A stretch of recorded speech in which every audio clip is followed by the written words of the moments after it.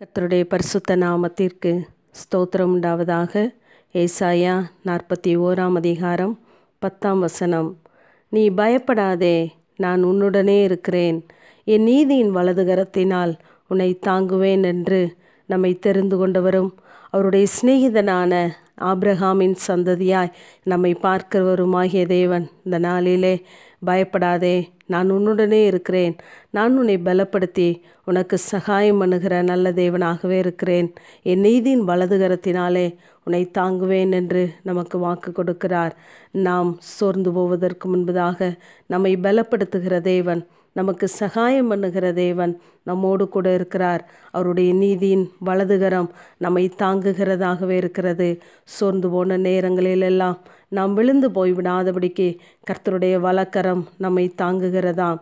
அவருடைய வலதுகரம் பராக்கிரமம் செய்கிற கரம், அவருடைய இரட்சிப்பின் வலதுகரம் நம்மை பாதுகாக்கிறது. அதை சங்கீதக்காரன் சொல்லும் பொழுது, உன் பக்கத்தில் 1000 பேரும் உன் வலதுபுறத்தில் 10,000 பேரும் விழுந்தாலும் அது உன்னை அணுகாது என்று சொல்லுகிறார். அப்படிப்பட்ட வலதுகரத்தின் ஆசீர்வாதங்களை தேவன் நமக்கு தந்து நம்மை ஆசீர்வதிக்கிறவராகவே இருக்கிறார். நம்மை தாங்குகிற தேவன் 13 அதே அதிகாரத்திலே நம்முடைய கரத்தை பிடித்து பயப்படாதே, நான் உனக்கு துணை நிற்கிறேன் என்று சொல்கிறார்.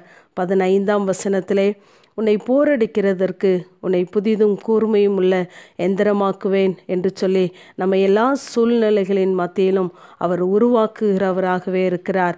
ஏனென்றால் அவர் தந்த பரிசுத்த ஆவியினாலே நமக்கு விரோதமாய் மலை போல இருக்கிற, குன்று போல இருக்கிற எல்லா காரியங்களையும் பதருக்கு ஒப்பாக்கும்படியாய் நமக்கு தெய்வ பலனை தந்து நம்மை நடத்துகிற நல்ல தேவனாகவே இருக்கிறார்.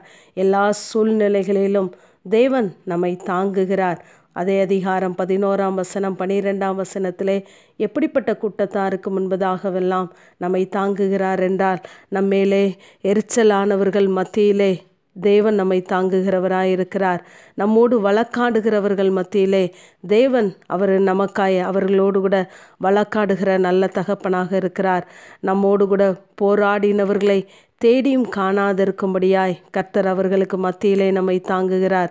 நம்மோடு யுத்தம் பண்ணின மனுஷர்கள் ஒன்றுமில்லாமல் போகும்படியாய் தேவ கரம், தேவ நீதியின் கரம், வலக்கரம் நம்மை தாங்குகிறதாகவே இருக்கிறது. ஆகவே நமக்கு விரோதமாய் முகாந்திரம் இல்லாமல் எழும்புகிறவர்கள் உண்டு, நம்மை ஒடுக்குகிறவர்கள் உண்டு. அதை சங்கீதக்காரன் சொல்லும் பொழுது, என் சத்துருக்கள் எவ்வளவாய் பெருகி இருக்கிறார்கள், எனக்கு விரோதமாய் போர் செய்கிறவர்கள் அநேகர் என்று சொல்லுகிறார். நம்மளுடைய வாழ்க்கையிலும் நம்மளை சுற்றி இப்படிப்பட்ட ஒரு சூழ்நிலைகள் காணப்பட்டாலும் தேவன் இப்படிப்பட்ட எல்லா சூழ்நிலைகளிலும் அவர் தாங்குகிறவராய் நம்மை தப்புவிக்கிறவராக கூடவே இருக்கிறார். திராணிக்கு மிஞ்சும்போது நமக்குள்ளே அநேக தடுமாற்றங்கள் வரதான் செய்யும். ஆனாலும் கர்த்தருடைய வார்த்தையை பிடித்து கொள்ளுங்கள். இப்படிப்பட்ட சூழ்நிலைகளிலிருந்து தான் தேவன் நம்மையும் தூக்கி எடுத்தார்.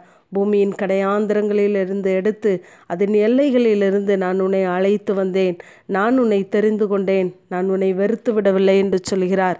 மனுஷர்களுக்கு நாம் வெறுப்பாய் தோன்றும் பொழுது நாம் அவர்களுக்கு பாரமாய் மாறி போய் விடுகிறோம். ஆனால் நம்மை அழைத்தவர் சொல்லுகிறார், நான் உன்னை வெறுத்து விடவில்லை என்று. சகலத்தையும் தம்முடைய வார்த்தையினாலே தாங்குகிறவருக்கு நம்முடைய பிரச்சனைகள் நாமும் நம்மளுடைய வாழ்க்கையும் அவருக்கு பாரமானவைகள் அல்ல. ஆகவே நம்மை பாரமாய் நினைக்காத தேவன், நம்மை வெறுக்காத தேவனுடைய கரங்களிலே நம்மை அர்ப்பணிப்போம். ஆகவே நம்மை பலப்படுத்துகிற, நமக்கு சகாயம் பண்ணுகிற தேவன் நம்மோடு கூட இருக்கிறார். ஆகவே சோர்ந்து போகாதிருங்கள். தேவ கரம் இந்த நாளிலே உங்களோடு கூட இருந்து உங்களை ஆசீர்வதிப்பதாக. ஆமேன். ஜெபம். பிதாவாகிய தேவனே, குமாரனாகிய இயேசு கிறிஸ்துவின் நாமத்தினாலே உம்முடைய சன்னிதானத்தில் வருகிறேன். கோரேசை பார்த்து என் வலது கரத்தை பிடித்து பயப்படாதே, நான் உனக்கு முன்னே சென்று கோணலானவைகளை நேராக்குவேன் என்று சொன்ன தேவன், இப்பொழுதும் ஆண்டவரே உம்முடைய பிள்ளைகளை பார்த்து அவர்களுடைய வலது கரத்தை பிடித்து ஆண்டவரே உம்முடைய பிள்ளைகளுக்கு முன்னே சென்று கோணலானவைகளை நேராக்கும்படியாய், கரடானவைகளை சமமாக்கும்படியாய் ஜெபிக்கிறேன்.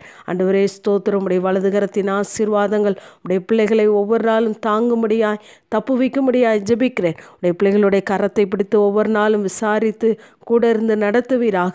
பிள்ளைகளுக்கு விரோதமாய் எழும்பி நிற்கிற எல்லா சத்துருவின் கிரியைகளுக்கு விரோதமாய் தேவ கரம் உடைய பிள்ளைகளுடைய சரசின் மேலே அமரும்படியாய் ஜெபிக்கிறோம். காத்துக்கொள்ளும் வழி நடத்தும். இயேசு கிறிஸ்துவின் மூலம் ஜெபங்கேலும் எங்கள் நல்ல பிதாவே. ஆமேன். ஆமேன்.